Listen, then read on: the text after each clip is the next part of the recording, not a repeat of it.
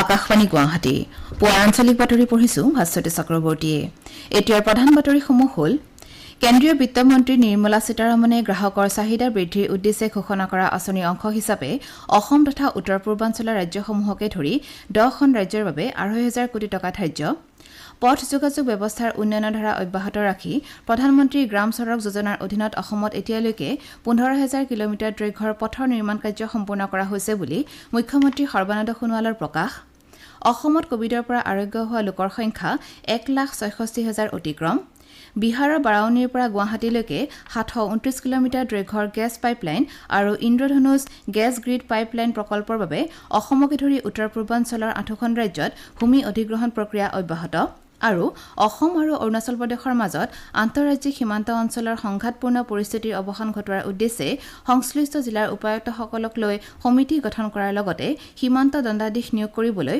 উভয় ৰাজ্যৰ সিদ্ধান্ত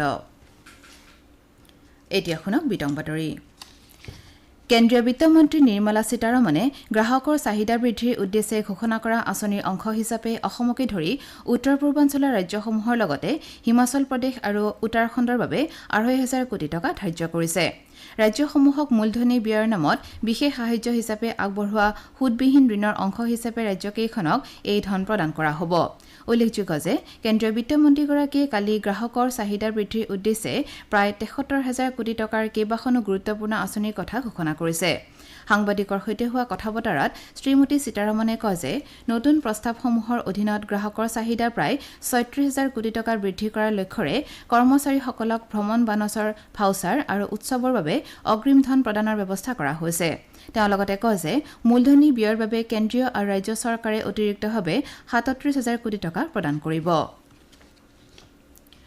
মুখ্যমন্ত্ৰী সৰ্বানন্দ সোণোৱালে কৈছে যে পথ যোগাযোগ ব্যৱস্থাৰ উন্নয়নৰ ধাৰা অব্যাহত ৰাখি ৰাজ্যখনত প্ৰধানমন্ত্ৰী গ্ৰাম চড়ক যোজনাৰ অধীনত এতিয়ালৈকে 15,000 কিলোমিটাৰ দৈৰ্ঘ্যৰ পথৰ নিৰ্মাণ কাৰ্য সম্পূৰ্ণ কৰা হৈছে কালি ডিব্ৰুগড়ত অসম চিকিৎসা মহাবিদ্যালয় হাস্পতাল সংযোগী এটা পথ আনুষ্ঠানিকভাৱে মুকলি কৰি মুখ্যমন্ত্ৰীগৰাকীয়ে এই কথা প্ৰকাশ কৰে তেওঁ কয় যে ৰাজ্য চৰকাৰে 1,000খন কাঠৰ দলং পকী কৰাৰ দিশতো গুৰুত্বপূৰ্ণ ব্যৱস্থা গ্ৰহণ কৰিছে লগতে অসমৰ 800খন চাহ বাগিচাৰ পথ উন্নয়নৰ বাবে চৰকাৰ ব্যৱস্থা গ্ৰহণ কৰিছে বুলি তেওঁ প্ৰকাশ কৰে পথ যোগাযোগ ব্যৱস্থাৰ উন্নয়নে অৰ্থনৈতিক বুনিয়াদ শক্তিশালী কৰাৰ দিশত গুৰুত্বপূৰ্ণ অৰিহণা যোগায় বুলি উল্লেখ কৰি শ্ৰী সোণোৱালে কয় যে প্ৰধানমন্ত্ৰী নৰেন্দ্ৰ মোদী নেতৃত্বাধীন কেন্দ্ৰীয় চৰকাৰে সদায় এই বিষয়টোত গুৰুত্ব আৰোপ কৰি আহিছে ব্ৰহ্মপুত্ৰৰ ওপৰত 3খন নতুন দলং মুকলি কৰাৰ লগতে আন 5খন দলঙৰ নিৰ্মাণৰ কাম হাতত লোৱা হৈছে বুলিও তেওঁ প্ৰকাশ কৰে উল্লেখযোগ্য যে 4,42 লাখ টকা ব্যয় নিৰ্মিত অসম চিকিৎসা মহাবিদ্যালয় হাস্পতাল সংযোগী পথটোৱে ডিব্ৰুগড় নগৰৰ পথ যোগাযোগ ব্যৱস্থা উন্নীত কৰাৰ লগতে চিকিৎসালয়খনলৈ অহা ৰোগীসকলক ভালেখিনি সকাহ দিব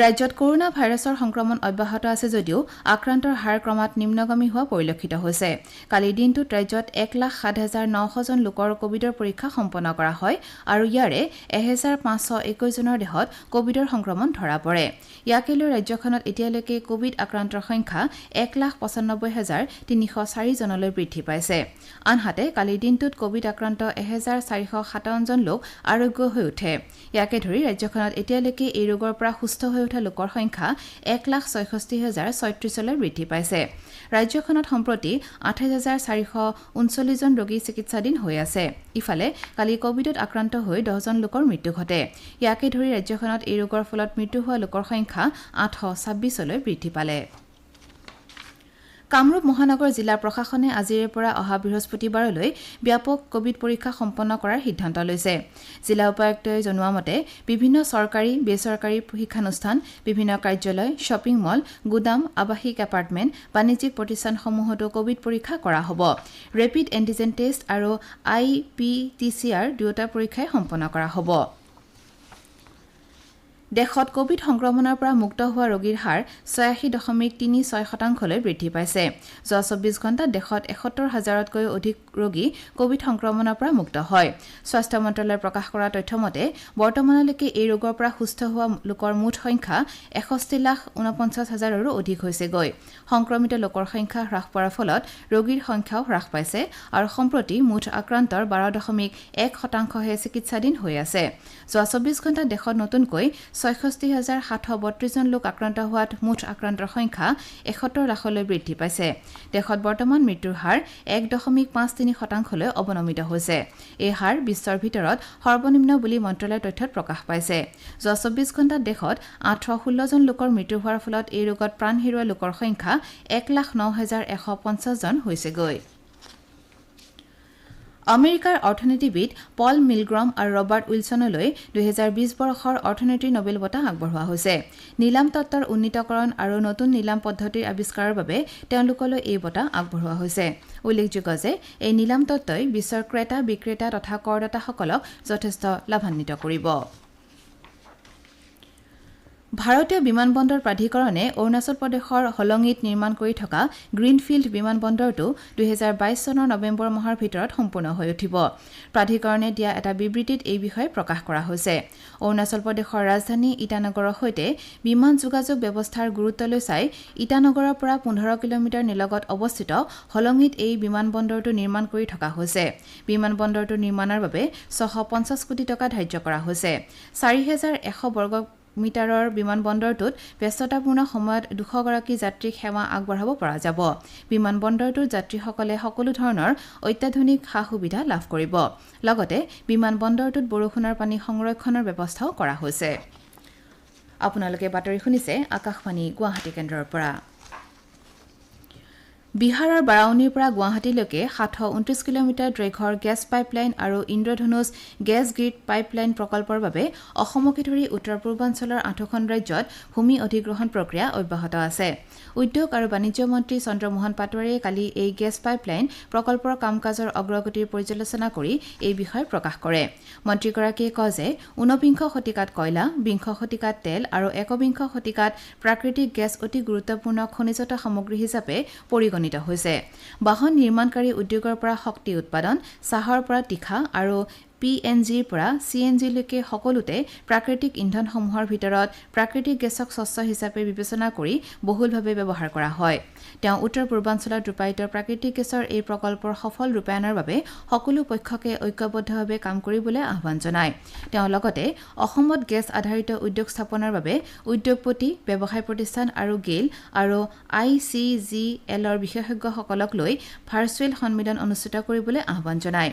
উল্লেখযোগ্য যে বাৰাউনী আৰু গুৱাহাটীৰ মাজৰ ১,৬৫৬ কিলোমিটাৰ দৈৰ্ঘ্যৰ এই পাইপলাইন ২০২১ চনৰ এপ্ৰিল মাহৰ ভিতৰত আৰু ইন্দ্ৰধনুষ গেছ গ্ৰীড পাইপলাইন ২০২৪ চনৰ মাৰ্চ মাহৰ ভিতৰত সম্পূৰ্ণ কৰাৰ লক্ষ্য নিৰ্ধাৰণ কৰা হৈছে।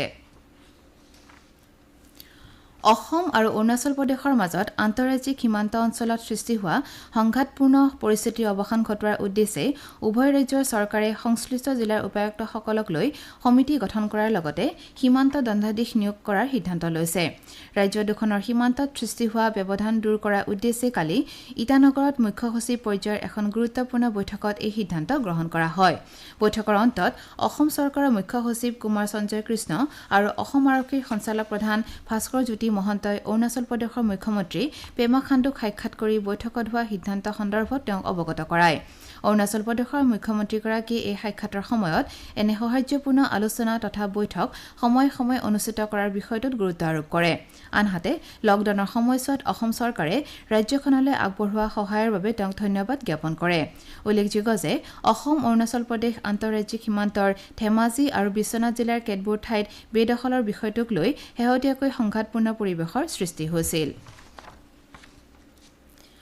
উত্তৰ পূৰ্বাঞ্চলত গৱেষণাৰ পৰিৱেশক আৰু অধিক উৎসাহিত কৰা তথা অঞ্চলটোত দক্ষতা বৃদ্ধি কৰাৰ উদ্দেশ্যে ভাৰতীয় প্ৰযুক্তি প্ৰতিষ্ঠান IIT গুৱাহাটী আৰু পুনেত থকা কম্পিউটাৰ প্ৰতিষ্ঠান CDECৰ মাজত এখন বুজাবুজিৰ চুক্তি স্বাক্ষৰিত হৈছে।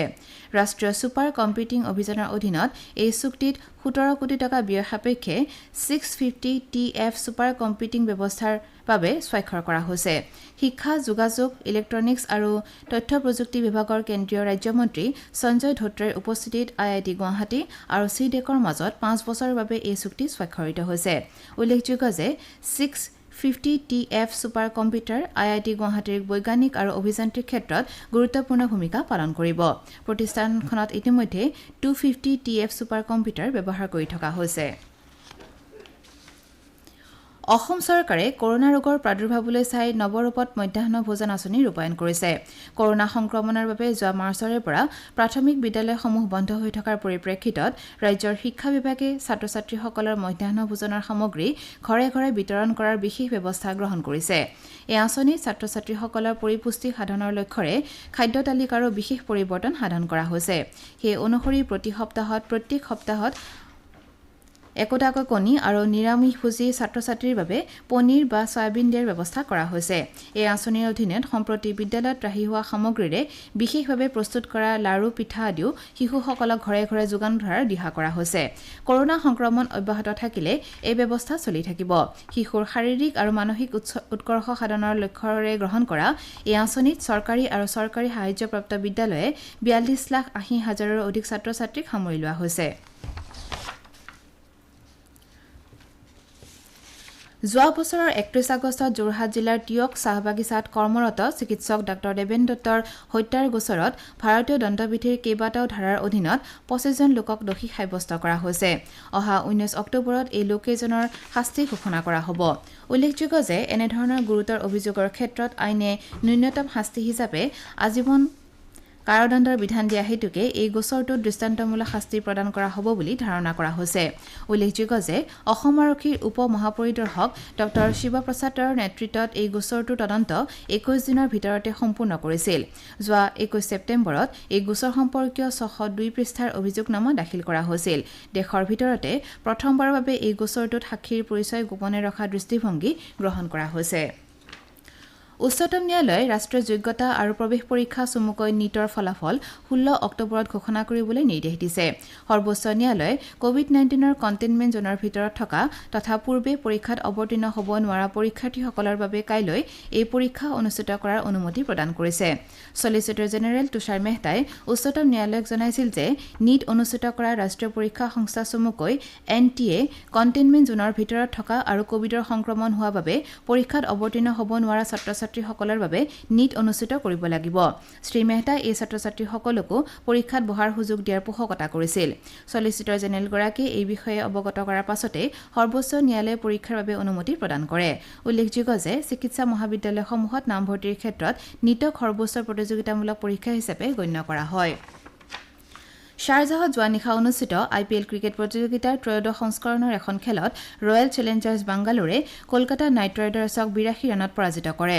195 ৰানৰ বিজয়ৰ লক্ষ্যৰে খেল আৰম্ভ কৰি কলকাতা দলে নিৰ্ধাৰিত 20 অভাৰত 9 উইকেটৰ বিনিময়ত 112 ৰানহে কৰিবলৈ সক্ষম হয়। প্ৰতিযোগিতাৰ আজি ডুবাইত হ'বলগীয়া এখন খেলত ছানৰাইজাৰ্ছ হায়দৰাবাদ চেন্নাই ছুপাৰ কিংছৰ মুখামুখি হ'ব। এতিয়া শুনক আজি গুৱাহাটীৰ পৰা প্ৰকাশিত বাতৰি কাকতসমূহৰ প্ৰথম পৃষ্ঠাৰ বাতৰি সমূহ অৱলোকন অৰূপ কুমাৰ শৰ্মাৰ পৰা। অসম আৰক্ষীৰ উপ পৰিদৰ্শক পদৰ পৰীক্ষাৰ তদন্তৰ বাতৰিক অসমীয়া প্ৰতিদিন কাকতে সঞ্জিত কৃষ্ণ জুনিয়ৰ পিকেক মাৰাথন জেৰা, দৈনিক অগ্ৰদূত কাকতে মুখ্য সচিবৰ ভাতৃ এছপিক জেৰা আদি শিৰোনামেৰে প্ৰধান বাতৰি হিচাপে প্ৰকাশ কৰিছে। এই বাতৰিক নিয়মীয়া বাৰ্তা, দৈনিক জনমভূমি, অসমীয়া খবৰ আদি কাকতেও প্ৰথম পৃষ্ঠাত স্থান দিছে। ডাঃ দেবেন দত্তৰ হত্যাকাণ্ডৰ সন্দৰ্ভত আদালতে চূড়ান্ত ৰায় দিয়াৰ বাতৰিক আমাৰ অসম, দৈনিক অসমৰ লগতে আজি প্ৰকাশিত প্ৰায়বোৰ কাকতে গুৰুত্ব সহকাৰে প্ৰথম পৃষ্ঠাত প্ৰকাশ কৰিছে। দৈনিক জনমভূমিৰ শিৰোনাম, মিছন 1লৈ সন্তৰ্পণে খোজ বিজেপিৰ। দি চেণ্টিনেল কাকতে প্ৰতিৰক্ষা মন্ত্ৰী ৰাজনাথ সিঙে পথ যোগাযোগ উন্নত কৰাত গুৰুত্ব আৰোপ কৰাৰ বাতৰিক প্ৰথম পৃষ্ঠাত পৰিৱেশন কৰিছে। দি আছাম ট্ৰিবিউন কাকতে ৰাজনাথ সিঙে দেশৰ সীমান্ত অঞ্চলত 44খন দলং মুকলি কৰাৰ বাতৰিক প্ৰথম পৃষ্ঠাত স্থান দিছে। আজিৰ অন্যান্য বাতৰিৰ ভিতৰত আছে APSC পৰীক্ষাৰ ফলাফল ঘোষণা, মাৰ্কিন অৰ্থনীতিবিদলৈ অৰ্থনীতিৰ নবেল বঁটা, ৰাজমাতা সিন্ধিয়াৰ জন্ম শতবাৰ্ষিকীত 100 টকীয়া মুদ্ৰা মুকলি প্ৰধানমন্ত্ৰীৰ ইত্যাদি। এয়া আছিল আজি গুৱাহাটীৰ পৰা প্ৰকাশিত দৈনিক বাতৰি কাকতসমূহৰ প্ৰথম পৃষ্ঠাৰ বাতৰিত চমু অৱলোকন। ধন্যবাদ অৰূপ কুমাৰ শৰ্মা। বাতৰি শেষ কৰাৰ পূৰ্বে কওঁ, মাস্ক পৰিধান কৰক, সঘনাই হাত ধুৱক, পৰস্পৰৰ মাজত কমেও 2 গজ দূৰত্ব বজাই ৰাখক, কোভিডক পৰাজিত কৰক। শেষ কৰাৰ পূৰ্বে প্ৰধান বাতৰিসমূহ চমুকৈ পুনৰ এবাৰ। কেন্দ্ৰীয় বিত্তমন্ত্ৰী নিৰ্মলা সীতাৰমণে গ্ৰাহকৰ চাহিদা বৃদ্ধিৰ উদ্দেশ্যে ঘোষণা কৰা আঁচনিৰ অংশ হিচাপে অসম তথা উত্তৰ পূৰ্বাঞ্চলৰ ৰাজ্যসমূহকে ধৰি 10খন ৰাজ্যৰ বাবে 2,500 কোটি টকা ধাৰ্য। পথ যোগাযোগ ব্যৱস্থাৰ উন্নয়নৰ ধাৰা অব্যাহত ৰাখি প্ৰধানমন্ত্ৰী গ্ৰাম চড়ক যোজনাৰ অধীনত অসমত এতিয়ালৈকে 15,000 কিলোমিটাৰ দৈৰ্ঘ্যৰ পথৰ নিৰ্মাণ কাৰ্য সম্পূৰ্ণ কৰা হৈছে বুলি মুখ্যমন্ত্ৰী সৰ্বানন্দ সোণোৱালৰ প্ৰকাশ। আৰু অসমত কোভিডৰ পৰা আৰোগ্য হোৱা লোকৰ সংখ্যা 1,66,000 অতিক্ৰম। পুৱাৰ আঞ্চলিক বাতৰি আজিলৈ ইমানেই। নমস্কাৰ।